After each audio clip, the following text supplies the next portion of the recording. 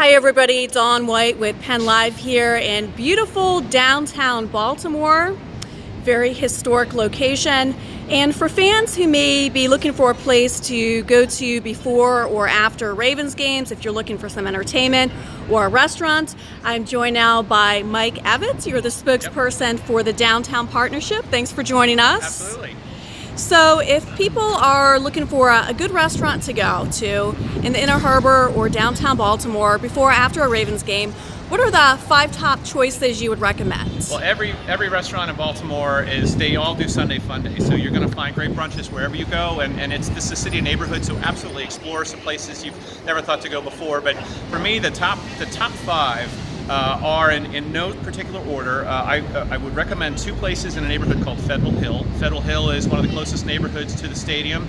It's got one of our historic public markets, the Cross Street Market, a great place to get seafood and a beer, and a very big beer. And then right next to that is Mother's, which probably has the best tailgating in the city. Their purple patio is not to be messed with. It's a really good time, and it's easy from the neighborhood. You're a quick walk to the stadium, or there are even pedicabs and golf cart shuttles that can take you over if you don't feel like walking.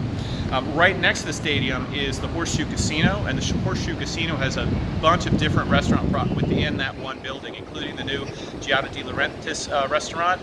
They've got parking on site, and they'll package deals for parking, and then your game day ticket will get you specials to different places within the casino. You don't have to gamble, you can just go in and eat, but if you want to play a table game there, that's available also. Not too far from the stadium, just south of Federal Hill, is a brand new property. It's called Rye Street Tavern. Sagamore Rye whiskey is distilled here in Baltimore using the old Baltimore, Maryland recipes. This is the home of rye in the country, and they have an Andrew Carmelini restaurant that's really spectacular, and it's right on the water south of the Inner Harbor in a new neighborhood called Port Covington. You can tour the distillery, you can have a really nice brunch, and you can hang out outside before or after the game. And so that's a really good place. There are also a lot of bars on Pratt Street here close to Camden Yards, and it's just a quick walk through Camden Yards across over to the Ravens Stadium. So Pickles Pub is definitely a spot, I think, on most baseball fans' game day lists, and it's just as good off-season for Ravens in-season.